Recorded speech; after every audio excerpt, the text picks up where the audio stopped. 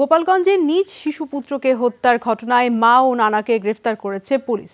প্রাথমিক জিজ্ঞাসাবাদ শেষে পুলিশ আজ হত্যাকাণ্ডের মোটিভ সম্পর্কে ধারণা দিয়েছে। শ্বশুরবাড়ির লোকজনকে ফাঁসাতে গিয়ে সন্তান হত্যার ঘটনায় হতবাক এলাকাবাসী। তারা এই ঘটনার দৃষ্টান্তমূলক বিচার দাবি করছে। শিশুর বাবার দায়ের করা মামলায় আসামিদের 5 দিনের রিমান্ডের আবেদন করে আদালতে পাঠানো হয়েছে। 1 মাস বয়সী শিশু হঠাৎ নিখোঁজ।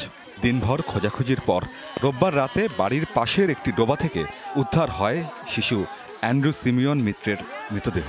এই রহস্যজনক মৃত্যুর ঘটনায় কোটালীপাড়ার ওয়াবদার হাটে এখন শোকের ছায়া। ঘটনার অনুসন্ধানে নেমে চাঞ্চল্যকর তথ্য জানতে পারে পুলিশ। গ্রেফতার করা হয় মা মনীষা অধিকারী ও নানা অবকাশ অধিকারীকে। প্রাথমিক জিজ্ঞাসাবাদে গ্রেফতারকৃতরা খুনের কারণ ও দায় স্বীকার করেছে বলে জানিয়েছে পুলিশ। পারিবারিক দ্বন্দ্বের জের হিসাবে আসামি তার জা এবং বাসুকে ফাঁসানোর লক্ষ্যে তার 1 মাসে 6 দিন বয়সী শিশু সন্তানকে তাদের নিজের পুকুরে ডুবাইয়া হত্যা করে শিশুর মা এবং তার নানাকে গ্রেপ্তার করে থানায় নিয়ে আসে। এই ব্যাপারে মামলা হয়েছে। মায়ের হাতে সন্তান হত্যার খবরে হতবাক এলাকাবাসী। দাবি তুলেছেন দৃষ্টান্তমূলক বিচারের। আজকে আমাদের জীবনে একটি সবচেয়ে বেশি সুন্দর একটি ফুলকে আমরা হারিয়েছি, যা বলার মতো না। আজকে দেখেন যারা ঘরে এই বাচ্চাটারে পালছে তারাও আজকে ভোগ দিয়েছে এই বোর্ডের কারণে। ও সাজা ভোগ করুক, আমরা এটাই চাই। এই ধরনের মা থাকে যে নিজে জন্ম দিয়ে নিজে বাচ্চাকে মাইরে ফেলে, পানিতে ফেলে, আজ পর্যন্ত আমরা দেখিনি।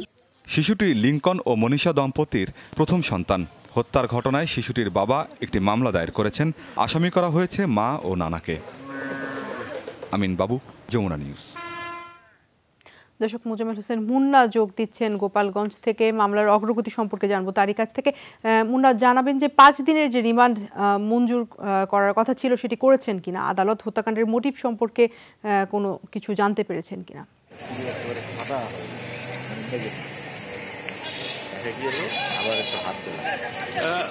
টুম্পা, 5 দিনের রিমান্ড চেয়ে পুলিশ আবেদন করেছিল, কিন্তু 164 হয়ে গিয়েছে। কিছুক্ষণ আগে মনীষা অধিকারী ওই শিশুটির মায়ের 164 হয়েছে গোপালগঞ্জের আদালতে।